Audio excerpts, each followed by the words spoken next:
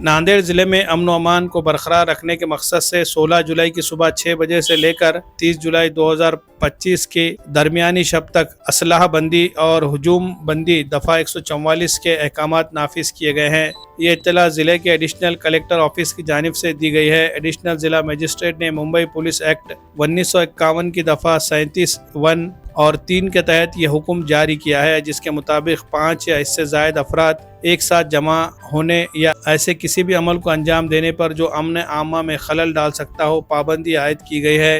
ये पाबंदी अवामी मुकामात और उनके आसपास के इलाकों पर लागू होगी। ताहम यह अहकामात ड्यूटी पर मौजूद पुलिस अफसरान, सरकारी मुलाजमीन, शादियों, जनाजों, मजहबी तकारीब, यात्रा और दीगर ऐसे जुलूसों पर लागू नहीं होंगे जिनके लिए ज़िम्मेदार अफसरान की जानिब से ख़ास तौर पर इजाज़त दी गई हो। ज़िले में ऐसे प्रोग्रामों, जुलूसों, रैलियों, इज्तिमात या लाउड स्पीकर के इस्तेमाल के लिए इजाज़त देने का इख्तियार मुतल्लिक़ा पुलिस थानों के इंचार्ज अफसरान और ज़िले के पुलिस सुपरिटेंडेंट की जानिब से नामज़द करदा दीगर पुलिस अफसरान को हासिल होगा। इंतज़ामिया ने अवाम से अपील की है कि वह क़ानून का एहतराम करते हुए अमन व अमान बरकरार रखने में ताउन करे। Bureau report MCN Urdu news.